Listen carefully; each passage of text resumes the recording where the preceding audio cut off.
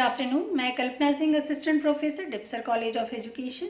आज हम लोग post independence education commission discuss करेंगे, जिसके अंतर्गत हम लोग वेरियस कमीशन एंड कमिटीज़ की चर्चा करेंगे, जिसमें कि पहला है university education commission 1948-49।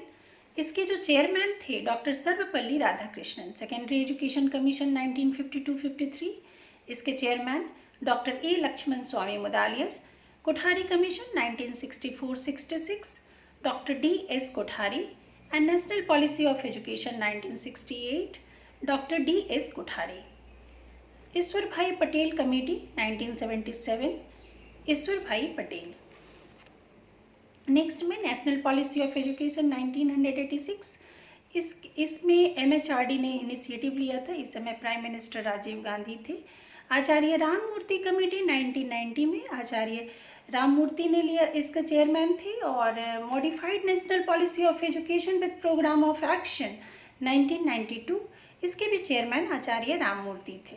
Yashpal committee 1993, doctor Yashpal. जिसमें कि हम लोग आज सबसे पहले यूनिवर्सिटी एजुकेशन कमीशन की चर्चा करेंगे। एक्चुअली हमारे देश में आज़ादी के बाद जस्ट ये पहला कमीशन आया था, जिसमें कि नंबर ऑफ़ यूनिवर्सिटीज़ तो और कॉलेजेस तो काफ़ी इंक्रीज़ कर गए थे, लेकिन स्टूडेंट सेटिस्फाइड नहीं थे, क्योंकि जो भी एजुकेशन सिस्टम था हमारे देश का, उसमें डेमोक्रेटिक जो एटीट्यूड था, सेक्युलरिज्म, सोशलिज्म, इस तरह की जो चीज़ें थी उसकी कमी थी। और इस समय जो गवर्नमेंट ऑफ इंडिया ने इसे फिर से जो बदलते हुए परिवेश में जो हमारे देश में पॉलिटिकल, सोशल, इकोनॉमिकल चेंजेस आ रहे थे, तो इसके रिगार्ड में इन्होंने एजुकेशन कमीशन लाने की रिकमेंडेशंस दिए। और ये रिकमेंडेशंस अपने आप में काफ़ी बड़ा था, जो कि 749 पेजेस में था। और इसमें काफ़ी लोग मेंबर थे, जिसमें कि ए लक्ष्मण स्वामी मुदालियर भी इसके मेंबर थे, और ये सर्वपल्ली राधाकृष्णन के अंदर में आया। इसके जो टर्म्स एंड रेफरेंस की अगर बात करें, तो इसमें जो मेन ऑब्जेक्टिव और रिसर्च एजुकेशन, ये सब यूनिवर्सिटी एजुकेशन में काफ़ी मायने रखते हैं। दूसरा है जो ये चेंजेस हुए थे जो कॉन्स्टिट्यूशंस में, कंट्रोल में, फंक्शंस में, इसके रिगार्ड में उस तरह से गवर्नमेंट, स्टेट गवर्नमेंट और सेंट्रल और प्रोविंशियल जो भी जगह है वहाँ पे उसके लिए इनिशिएटिव लिए जाए। यूनिवर्सिटीज़ के जो फाइनेंस हैं वो कहाँ से होंगे, ये सारे कंडीशंस इसमें रखे गए थे। Maintenance of highest standard of education, teaching and examination, ये किस तरह से किया जाए कि बच्चों को ज़्यादा से ज़्यादा फ़ायदा हो। क्वालिफिकेशन, कंडीशन, सर्विस, सैलरीज, जितने भी प्रिविलेज थे, फंक्शन ऑफ टीचर्स, ये टर्म्स एंड कंडीशन के अंतर्गत थे। And provision of advance studies, जिसमें कि Indian culture, history, literature, language, philosophy and fine arts भी सम्मिलित किए गए थे। Recommendations of Radhakrishnan commission. Recommendations में जो सबसे पहला रिकमेंडेशंस था वो हमारा AIIMS and objective of university education था, जिसके अंतर्गत पॉलिटिकल एंड सोशल कंडीशंस थे। इसमें कहा जा सकता है कि leadership training, literature, science, technology, engineering, ये सब नॉलेज को क्रिएट करना है और ट्रेन करना है माइंड को, जो कि हमारे देश में पॉलिटिकल और सोशल चेंजेस के लिए, कंडीशंस के लिए जिम्मेवारी लेते हैं। नेक्स्ट जो है इंटेलेक्चुअल एडवेंचर। यहाँ पे यूनिवर्सिटीज़ जो है ये काफ़ी रिस्पॉन्सिबल है यहाँ पे इंटेलेक्चुअल एडवेंचर के लिए, जिसमें कि जो बच्चे हैं, जो बालक हैं, वो डायरेक्ट कर सकते हैं, गाइड कर सकते हैं, प्रिजर्व एंड रिवाइव कर सकते हैं हमारे नेशनल कल्चर एंड सिविलाइजेशंस को। इस तरह से उनको ट्रेनिंग दी जाए। ऑर्गन्स ऑफ सिविलाइजेशन, एक्चुअली जो भी हमारी सभ्यता है उसकी कुछ फैकल्टी हैं, ऑर्गन्स हैं, जिसमें कि ये कोई फैक्ट्री या वर्कशॉप नहीं है जिसमें कि बन जाए हमारे सिविलाइजेशन। यहाँ पे man of science, poets, artist, inventors and discoverers अपना योगदान देते हैं, जो कि हमारे सभ्यता के मुख्य अंग हैं। Integrated way of life, actually यहाँ पे जो भी वेराइटीज़ हमारे देश में जो कोर्सेज होंगे वो वेराइटीज़ फॉर्म में होंगे, जो कि बच्चों को एकीकृत जीवन के लिए प्रेरित करेंगे। ट्रेनिंग फॉर लीडरशिप अपने आप में जो हाईएस्ट लेवल ऑफ एजुकेशन है, जहाँ पे बच्चे लीड करें, लीड इन थॉट, विचारों से लीड करें, जैसे विवेकानंद, जैसे APJ अब्दुल कलाम। तो इस तरह से जो ट्रेनिंग ऑफ लीडरशिप है वो बच्चों को ट्रेन करना है। विजडम एंड नॉलेज जो है ये बेसिक है, और बौद्धिकता, बौद्धिकता हमेशा बेसिक नॉलेज पे ही डिपेंड करती है। जब हम बुद्धिमान बनते हैं तो हमारे जो इन्नेट एबिलिटी है वो उभर के आते हैं। नेक्स्ट में है दूसरा जो है सोशल ऑर्डर।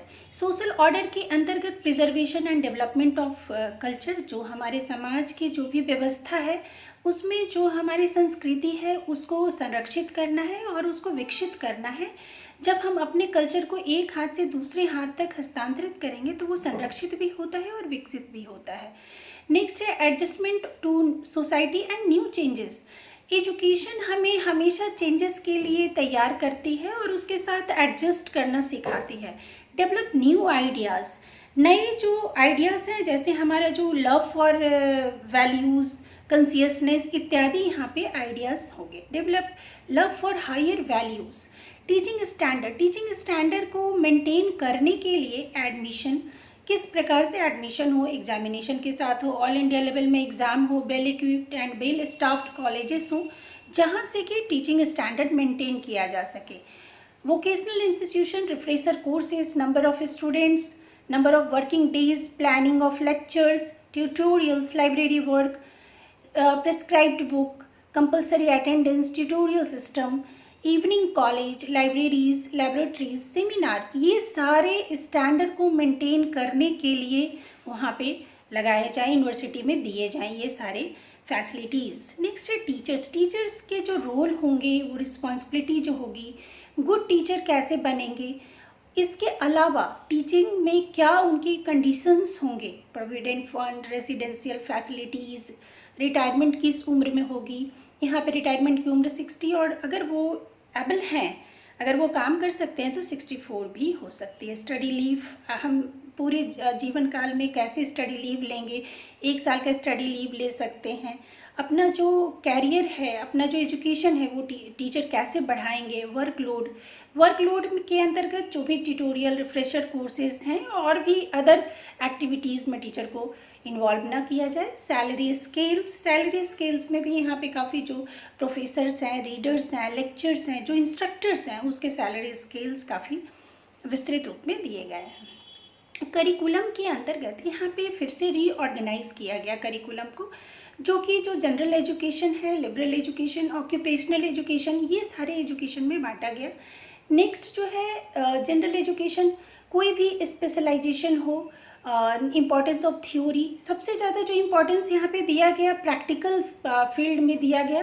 कोई भी एजुकेशन के लिए प्रैक्टिकल होना ज़रूरी है। Special education, courses of study, secondary education में क्या होगा और फर्स्ट डिग्री कोर्सेज कैसे होंगे इत्यादि यहाँ पे सारे रिकमेंडेशंस दिए गए।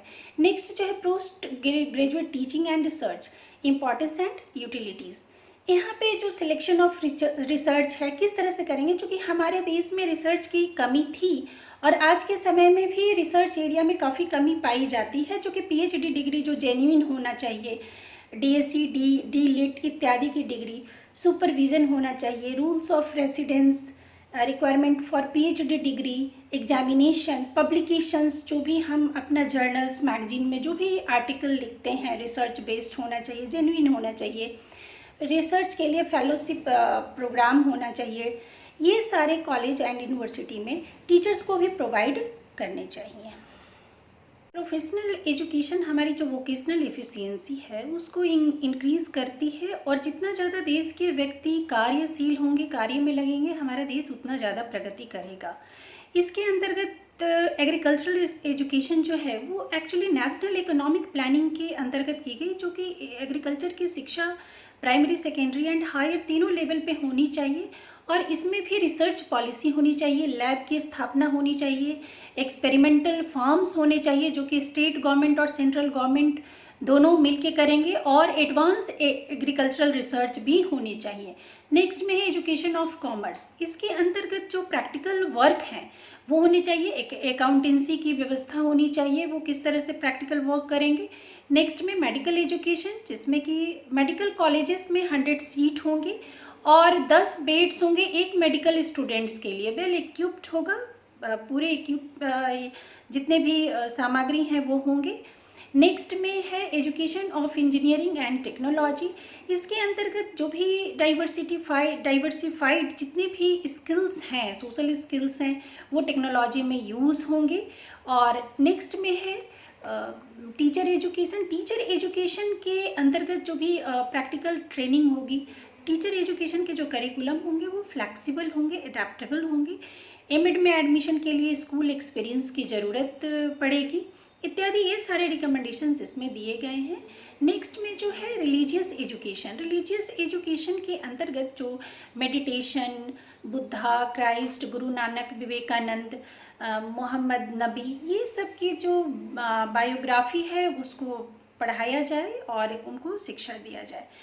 इसके अलावा जो विमेन एजुकेशन, एक्चुअली पाठ्यक्रम का चुनाव जो है विमेन अपने पसंद और ज़रूरत के हिसाब से करेंगी और अपने राइट्स एंड ड्यूटीज़ के बारे में भी जानेंगी।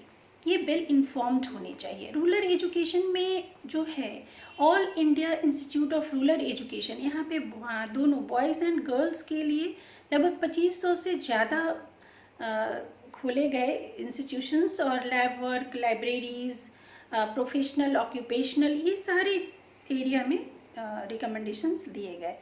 नेक्स्ट है मीडियम ऑफ इंस्ट्रक्शन।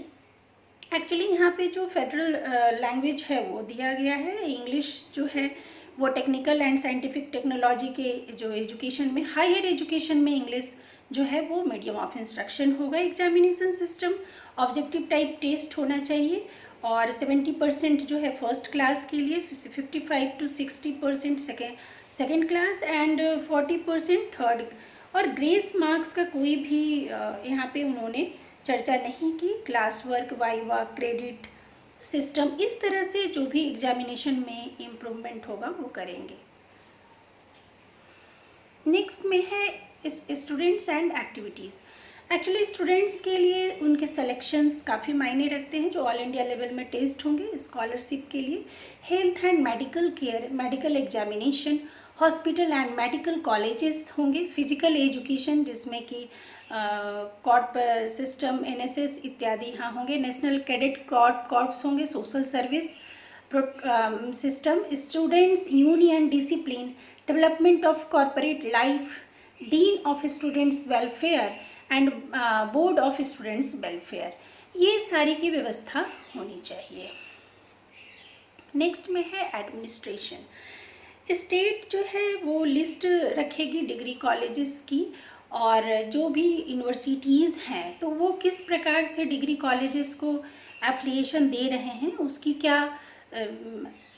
क्या अनुशंसा के लिए क्या ज़रूरी चीज़ें हैं वो वहाँ पे देखेंगे और तभी उसको रिकॉग्नाइज़ किया जाएगा। जो भी क्राइटेरिया को फुलफ़िल करेगा उसी को रिकॉग्निशन मिलेगा। तो यहाँ पे chancellor, vice chancellor, syndicate, faculty, academic council, senate, board of studies, selection committee, finance committee इत्यादि होंगे। University grant commission and finance, actually ये कमीशन ने रिकमेंड किया था कि यूनिवर्सिटी ग्रांट कमीशन जो है वो ग्रांट देने के लिए यूनिवर्सिटी को इस्टेब्लिश किया जाए और स्टेट गवर्नमेंट भी वो पूरे कॉस्ट को वहन करेंगे। अदर फाइनेंशियल जो भी असिस्टेंस होगा वो सर्टेन स्कीम के ज़रिए वहाँ पे पूरे किए जाएंगे।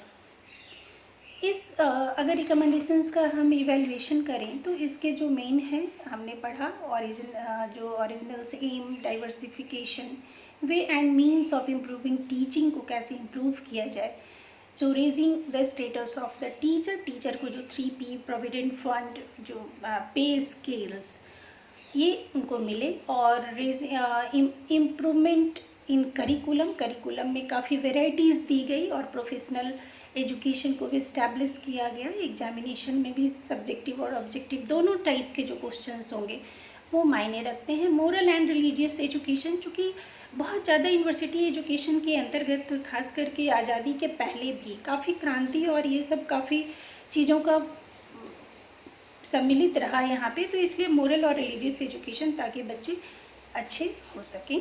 और women education and rural education बहुत इंपॉर्टेंट पार्ट है, क्योंकि हमारा देश गांव का देश है और यहाँ पे आधी आबादी विमेन की है, तो दोनों के एजुकेशन पे सेम फोकस होना ज़रूरी है।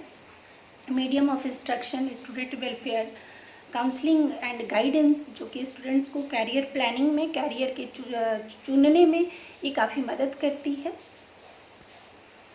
मिसिंग लिंक्स इसमें ये था कि थोड़ा सा रिपीटेशंस थे पहले के जैसे ही थे, और अनबैलेंस्ड था। अनबैलेंस्ड मतलब कि यहाँ पे कहीं कहीं पे खास करके जो रिलीजियस एजुकेशन है वहाँ बहुत ज़्यादा फोकस दिया गया, और जो कोर्सेस हैं उसको काफ़ी वास्ट कहा जा सकता है। और वुमेन एजुकेशन में एक चीज़ उन्होंने जो ऐड किया कि आप अपने ज़रूरत और के हिसाब से आप कर सकते हैं, जो भी चुनाव कर सकते हैं। तो ये इंटरमीडिएट का कोई यहाँ पे रिकमेंडेशंस नहीं दिया गया था कि वो कहाँ पे होंगे, कॉलेज के साथ वो चलेंगे या वो स्कूल में चलेंगे। तो उसके लिए उन्होंने हायर सेकेंडरी जैसे शब्द का उपयोग नहीं किया है। और 3 लैंग्वेज फार्मूला को भी इन्होंने छोड़ दिया है, जिसमें कि रिलीजियन जो एजुकेशन है, जो खास करके जो क्षेत्रीय प्रांतीयता के लिए ज़रूरी था। तो प्रॉब्लम्स ऑफ एग्जामिनेशन में जो कट ऑफ मार्क्स दिए गए थे और ग्रेस मार्क्स नहीं थे, तो उसको लेके इसमें कहा। नेक्स्ट में हम देखेंगे सेकेंडरी एजुकेशन कमीशन 1952-53। इसके जो टर्म्स एंड रेफरेंस थे कि ये डीपली इंक्वायरी करें जो प्रेजेंट स्टेटस है या जो पोजीशन है सेकेंडरी एजुकेशन का इंडिया के हर क्षेत्र में और हर परिप्रेक्ष्य में। नेक्स्ट जो है कि ये जो परेशानियां निकली हैं या जो भी डिफेक्ट्स हैं सेकेंडरी एजुकेशन में, उसके लिए कौन से कदम उठाए जाएं और उसे पुनर्गठित और उसे विकास किस तरह से उसका किया जाए। तो इसके रेफरेंस में जो 2 एम्स थे वो थे organisation and content of secondary education, और इसका जो रिलेशनशिप है वो प्राइमरी और बेसिक जो एजुकेशन है और हायर एजुकेशन के बीच में जो मजबूत कड़ी है वो सेकेंडरी एजुकेशन ही है, और इससे रिलेटेड कई सारी समस्याएं थी। इसमें जो कंटेंट्स थे रिपोर्ट के, इन्होंने एक क्वेश्चनएयर तैयार किया और ये बहुत सारे स्कूल्स में, खास करके सेकेंडरी स्कूल्स में भेजे गए, और एजुकेशनल इंस्टीट्यूशन से काफ़ी जो क्वेश्चनएयर के जो आंसर्स आए उसकी मदद से यहाँ पे लगभग 5 चैप्टर्स एंड 10 अपेंडिसेस जो कि 250 पेज में अगस्त 29 1953 को सबमिट किया गया, जो कि पूर्ण रूप से सेकेंडरी एजुकेशन के रिगार्ड में था। अब सेकेंडरी एजुकेशंस में कई सारे डिफेक्ट्स थे, जो कि यहाँ पे जो बुकिस था, क्वालिटेटिव डेवलपमेंट नहीं था, एग्जामिनेशन ओरिएंटेड था, जो भी स्कीम ऑफ डाइवर्सिफिकेशन ये नहीं था, इस सेल्फ एक्सप्रेशंस के कोई स्कोप नहीं थे। तो इस तरह के कई सारे डिफेक्ट्स थे, इनके अब मेजर्स तैयार करने थे, जिसमें कि सबसे पहला जो रिकमेंडेशंस में अगर देखेंगे तो हमारे AIIMS and objectives of secondary education आएंगे। इसके अंतर्गत जो फर्स्ट एम था वो था development of democratic citizenship. Democratic citizenship means clear thinking जो भी हमारी जो सोच है वो किस प्रकार से होगी, हमारे कोई भी फैक्ट्स को हम किस प्रकार से लेते हैं इत्यादि। नेक्स्ट है क्लियर स्पीच एंड राइटिंग, चूँकि हमें डेमोक्रेसी में लिखने और बोलने की आज़ादी मिली है, तो जो भी फैक्ट्स हैं उसके लिए हम लिख सकते हैं, अपने को एक्सप्रेस कर सकते हैं, अपने अनुभूतियों और अनुभवों को एक्सप्रेस कर सकते हैं। Social justice, true patriotism, community living and tolerance, ये डेमोक्रेसी के मुख्य आधार हैं। नेक्स्ट जो है development of vocational efficiency. Actually जब भी हम वोकेशनल एफिशिएंसी की बात करते हैं तो इसके अंतर्गत खास करके जो हमारा एम्स है वो है डिग्निटी ऑफ लेबर। हम जो भी श्रम करते हैं उसके प्रति हमारा जिम्मेवारी और हमें आदर देना चाहिए, जिससे कि हमारी पर्सनालिटी डेवलप करती है। Development of leadership, development of world citizenship, कार्यशील होना बहुत ज़रूरी है। नेक्स्ट जो है रीऑर्गेनाइजेशन ऑफ सेकेंडरी एजुकेशन। अब इसमें जो करिकुलम होंगे वो किस प्रकार से होंगे डिवाइड किए हैं। मिडिल स्कूल स्टेज में language, social study, general science, mathematics and music, arts, physical education को इंक्लूड किया गया। हायर सेकेंडरी में कंपलसरी सब्जेक्ट्स होंगे और ऑप्शनल सब्जेक्ट होंगे हायर लेवल में। कंपलसरी सब्जेक्ट्स में होंगे language, social study, general science, elementary, mathematics and craft. Optional में इसमें जो है 7 ग्रुप दिया हुआ है और ग्रुप में चुनाव करना है कि कौन सा ग्रुप में हम पढ़ाई करेंगे, ऑप्शनल पेपर लेंगे। तो यहाँ पे जो फर्स्ट ग्रुप है वो ह्यूमैनिटीज़ का है, और दूसरा साइंस ग्रुप है, तीसरा टेक्निकल ग्रुप है, चौथा जो commerce group, fifth agricultural group and sixth fine arts and group 7 home science. तो ये कौन सा ग्रुप होगा ये हमें चुनाव करने के लिए मिला है। उसके अलावा कंपलसरी बुक्स होंगे और सब्जेक्ट्स होंगे। नेक्स्ट जो है टेक्स्ट बुक। यहाँ पे टेक्स्ट बुक जैसे ही करिकुलम बदलता है या करिकुलम में बदलाव आते हैं और करिकुलम में कोई भी विकास होता है तो उसके लिए सबसे ज़्यादा ज़रूरत है टेक्स्ट बुक की। तो टेक्स्ट बुक कमेटी का निर्माण किया जाए जिसमें कि एक्सपर्ट को बुलाया जाए ताकि टेक्स्ट बुक को और अच्छा उन्नत बनाया जाए। जो भी बुक्स में इलस्ट्रेशंस होंगे, जो भी दृष्टांत होंगे, उसकी प्रॉपर ट्रेनिंग दी जाए, प्रशिक्षण दिया जाए। लाइब्रेरीज ऑफ ब्लॉक्स, लाइब्रेरी होने चाहिए। नंबर ऑफ बुक्स कितने होंगे, फ्री फ्रॉम सोशल और रिलीजियस एस्पेक्ट्स एबिलिटीज़। फ्रिक्वेंट जो है चेंजेस मस्ट बी डिस्करेज। जो किताबों में बार बार बदलाव हो जाता है जिससे कि एक तरह से अभिभावक पे भी एक एक्स्ट्रा बर्डन होता है, उसको बिल्कुल रोका जाए। नेक्स्ट में जो है मेथड्स ऑफ टीचिंग किस तरह से होगा, तो डिज़ायर एटीट्यूड्स एंड वैल्यूज़ होने चाहिए। Love for work, emphasis on reality, knowledge through personal effort, clear thinking and expression, individual centered teaching होनी चाहिए। दूसरा जो है सेकेंडरी एजुकेशन में जो सबसे इम्पॉर्टेंट पार्ट है वो है गाइडेंस एंड काउंसलिंग की। गाइडेंस एंड काउंसलिंग 3 टाइप्स से के होते हैं जिसमें कि पहला है हमारा एजुकेशनल गाइडेंस, दूसरा है वोकेशनल गाइडेंस और तीसरा है एजुकेशनल गाइडेंस। तो ये तीनों की ज़रूरत हमें सेकेंडरी लेवल में पड़ती है। तो स्कूल काउंसलर होने चाहिए, ट्रेंड काउंसलर होने चाहिए, कैरियर मास्टर्स होने चाहिए। कभी कभी हम लोग बहुत सारी चीज़ों में इन्वॉल्व होते हैं और समझ नहीं पाते कि कैरियर का चुनाव कैसे करना है। तो खास करके सेकेंडरी लेवल में ये प्रॉब्लम ज़्यादातर बच्चे फेस करते हैं, तो उन्हें कम्प्रिहेंसिव गाइडेंस की काफ़ी ज़रूरत होती है। एग्जामिनेशन सिस्टम के अंतर्गत एक्सटर्नल एग्जामिनेशन भी होंगे और इंटरनल एग्जामिनेशंस भी होंगे जो कि ऑब्जेक्टिव टाइप क्वेश्चन होंगे, स्कूल रिकॉर्ड्स होंगे जो छात्र अभिलेख बोला जाता है, सिंबॉलिक मार्किंग सिस्टम होगा, कुछ प्रैक्टिकल वाइवा में जो मार्क्स दिए जाते हैं वो सिंबल में होते हैं, ए और A+ और इस तरह से। नेचर ऑफ सर्टिफिकेट भी दिया जाए। और नेक्स्ट जो है कंपार्टमेंटल एग्जामिनेशन हो, जिस सब्जेक्ट में बच्चे जिस तरह से अगर पीछे रह जाते हैं तो उसके लिए एग्जामिनेशन हो। नेक्स्ट जो है medium of instruction, language at middle school English and Hindi दोनों होने चाहिए। Language at higher and higher secondary stage mother tongue और रीजनल लैंग्वेज भी होने चाहिए। मदर टंग और original language suggested by the central advisory board of education, ये education board ने सजेस्ट किया था। स्कूल आवर्स जो भी है कम्युनिटी एक्टिविटीज़ वो सूट करने चाहिए बच्चों के, school days, holidays and vacations, ये सारे जैसे 180 डेज का हॉलीडे स्कूल होना चाहिए, हॉलीडे कितने होंगे इत्यादि।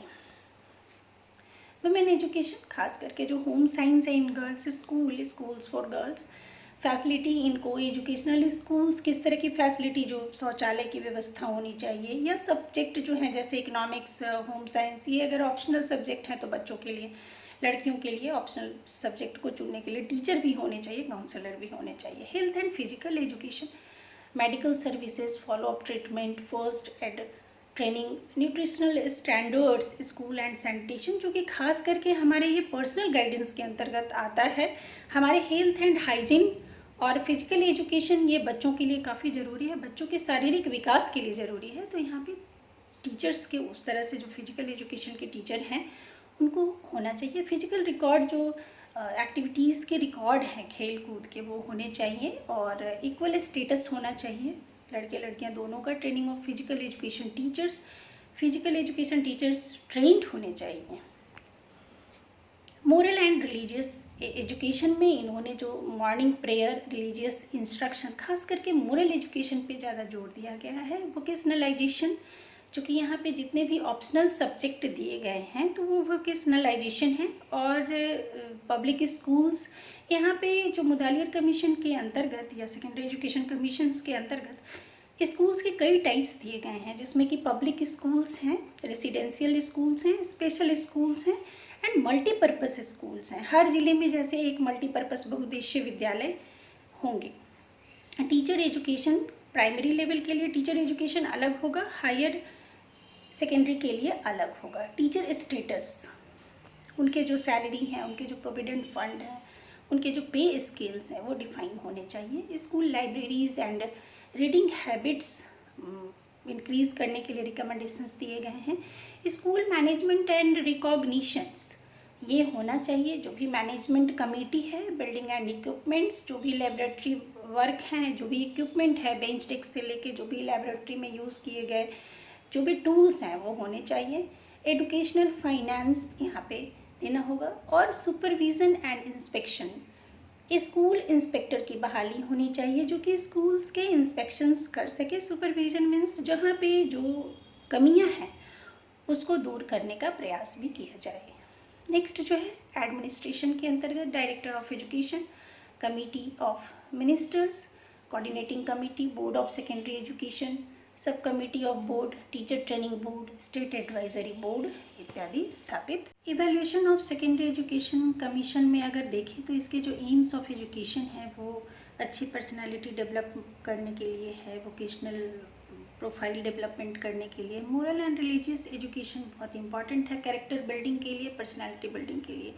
यहाँ पे जो डाइवर्सिफिकेशन ऑफ कोर्सेज हैं काफ़ी हद तक काफ़ी सारे सब्जेक्ट दिए गए हैं। मल्टीपर्पज़ स्कूल जिसके अंतर्गत स्कूल्स जो होंगे उसमें कई सारे करिकुलम और सब्जेक्ट्स वहाँ पे होंगे। जैसे पॉलिटेक्निक होंगे तो वहाँ पे एग्रीकल्चरल स्किल्स भी सिखाए जाएंगे। रूरल स्कूल्स जो कि हमारे इंडियन पर्सपेक्टिव में काफ़ी इम्पॉर्टेंट है। स्टेटस ऑफ टीचर, जो उनके जो पे स्केल्स हैं, प्रोविडेंट फंड एक्सेट्रा हैं, उस पर जोर दिया गया है। Examination and guidance and counselling, examination को भी क्लियर किया गया है जो कि ऑब्जेक्टिव टाइप के टेस्ट होंगे। गाइडेंस एंड काउंसलिंग जो कि सेकेंडरी एजुकेशन में बहुत इंपॉर्टेंट है। बच्चों के एजुकेशनल गाइडेंस की सख्त ज़रूरत होती है ताकि वो अपने कैरियर को चॉक आउट कर सकें। Reorganisation of secondary education, secondary education में जितने भी टेक्स्ट बुक हैं, करिकुलम है, इसको अच्छे से पुनर्गठित करने का प्रयास किया गया है। और फिजिकल जो भी है welfare, technical and educational programmes इसमें दिए गए हैं। इसके अलावा भी कुछ मिसिंग लिंक्स हैं यहाँ पे, जो खास करके जो फाइनेंशियल एस्पेक्ट है वो क्लियर कट यहाँ पे दिया नहीं गया है।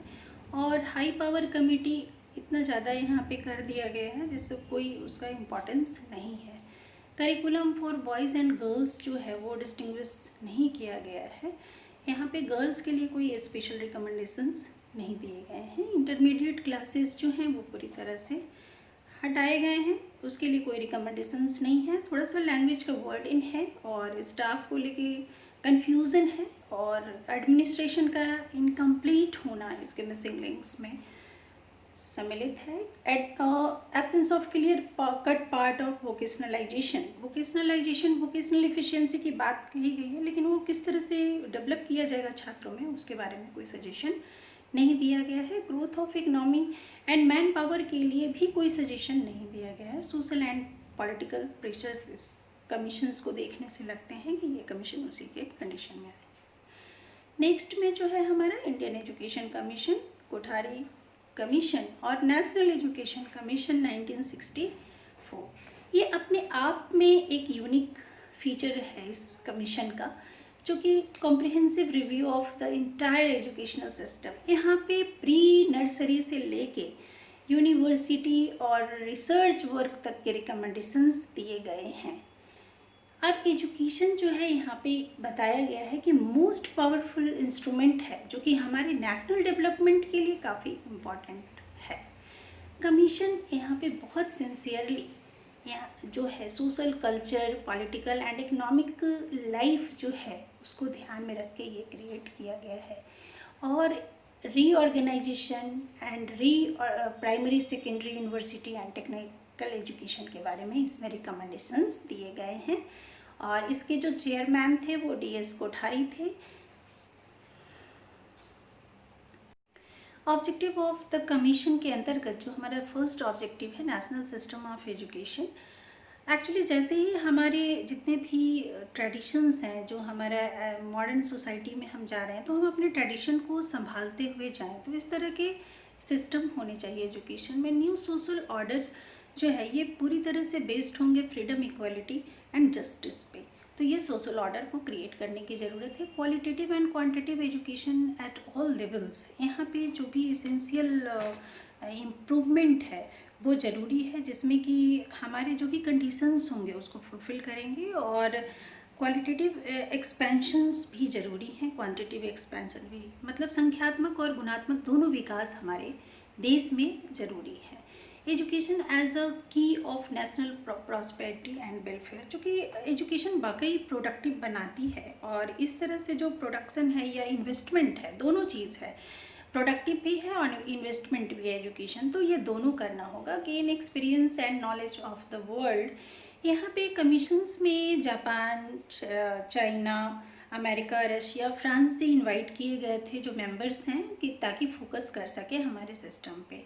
नेक्स्ट है नेशनल डेवलपमेंट, चूँकि हमारा राष्ट्र जो है वो साइंस एजुकेशनल वोकेशनल एजुकेशन के द्वारा ही ग्रो करेगा, ऐसा इस रिकमेंडेशंस में कहा गया है। नेक्स्ट में जो अगर हम देखेंगे रिकमेंडेशंस ऑफ द कमीशन, चूँकि ऑलरेडी हमने नेशनल ऑब्जेक्टिव ऑफ एजुकेशन में देख लिया कि इंक्रीज प्रोडक्टिविटी, हमें प्रोडक्टिविटी को इंक्रीज करना है। सोशल एंड नेशनल इंटीग्रेशन बहुत ज़रूरी है। हमारे सिविलाइजेशन और कल्चर को प्रिजर्व करते हुए मॉडर्नाइजेशन की तरफ बढ़ना है, और social, moral and spiritual values को हमें रखना है। नेक्स्ट जो है यहाँ एजुकेशनल स्ट्रक्चर एंड स्टैंडर्ड 10+2+3 का जो दिया गया है, इसमें 10 जो है वो जनरल एजुकेशन सामान्य शिक्षा के लिए है, जिसको भी 3 भाग में अगर डिवाइड करें तो पहला जो है लोअर प्राइमरी स्टेज है उसको 4 साल का, उसके बाद से हायर प्राइमरी स्टेज जो है वो 3 साल का, और लोअर सेकेंडरी स्टेज 3 इयर्स का है। नेक्स्ट जो है +2 जो हमारा 11th-12th है, एंड +3 ग्रेजुएशन है। टीचर स्टेटस के बारे में इसमें जो दिया गया है, इसके अंतर्गत ये इकोनॉमी और सोशल प्रोफेशनल स्टेटस हर किसी के लिए ज़रूरी है, तो टीचर्स के लिए भी जो पे स्केल्स होंगे वो अच्छे होंगे। जो भी गवर्नमेंट और नॉन गवर्नमेंट टीचर्स होंगे उनके जो पे स्केल्स होंगे वो एक जैसे ही होंगे, यहाँ रिकमेंडेशन दिया गया। नेक्स्ट जो है इक्वलाइजेशन ऑफ एजुकेशनल अपॉर्चुनिटीज़, जो कि यहाँ पे इस क्वालिटी अगर हमें इम्प्रूव करनी है हमारे देश के लोगों की, तो सबको अपॉर्चुनिटी एक जैसा ही मिलेगा। और एक्सपेंशन जो है इसमें लगभग हमारा जो भी लोअर सेकेंडरी स्टेज है या सेकेंडरी स्टेज है, कितने प्राइवेट स्कूल्स, पब्लिक स्कूल्स खोले गए हैं, अगर ज़रूरत पड़े तो और खोले जाए, ज़रूरत ना पड़े अगर उनको मर्ज करने की ज़रूरत हो तो मर्ज किया जा सकता है। नेक्स्ट में जो करिकुलम है वो अलग अलग लोगों के लिए, स्टेज के लिए अलग अलग ढंग से बांटा गया, जिसमें कि लोअर प्राइमरी स्टेज अगर बोले तो 1 से लेकर 4 तक में mother tongue, regional language, mathematics, science इत्यादि होंगे। हायर प्राइमरी स्टेज में 2 लैंग्वेजेस होंगे, मदर टंग एंड हिंदी और इंग्लिश, और लोअर सेकेंडरी स्टेज में 3 लैंग्वेज होगा, mother tongue, regional language and English.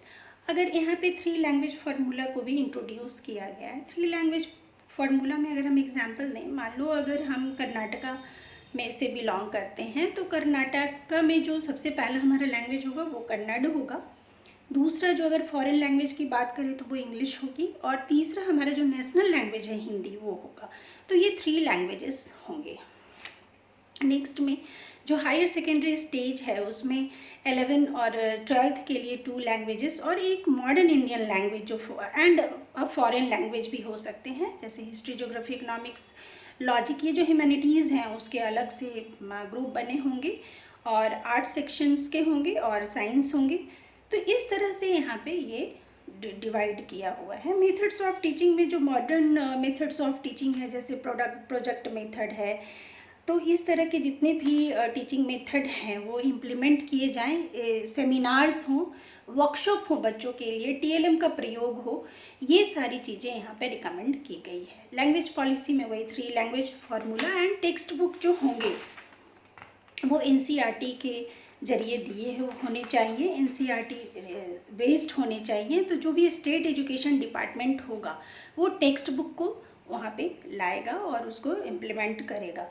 तो इस तरह से जो भी है मैन्युस्क्रिप्ट्स वगैरह जो टेक्स्ट बुक के होंगे वो स्पष्ट होने चाहिए, पेपर अच्छे होने चाहिए इत्यादि, इसके अंतर्गत ये रिकमेंडेशंस हैं। एडल्ट एजुकेशन चूँकि जो है यहाँ पे आया 1964-66 और ये इम्प्लीमेंट हुआ लगभग जाके 76 में।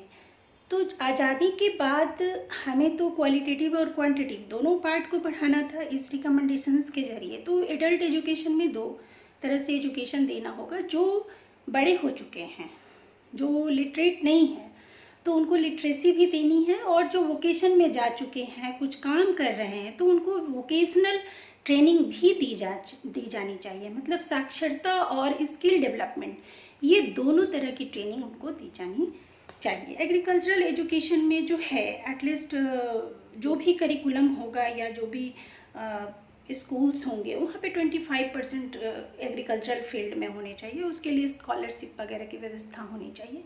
Education of handicapped and gifted children, इनके लिए special schools and special educations के रिकमेंडेशंस दिए गए हैं। गाइडेंस एंड काउंसलिंग, चूँकि हम लोग जान रहे हैं कि जो सेकेंडरी है, प्राइमरी लेवल में गाइडेंस की ज़रूरत है, पर्सनल गाइडेंस की ज़रूरत है, हेल्थ एंड हाइजीन, सफाई, ये सारी चीज़ों की ज़रूरत होती है आगे भी।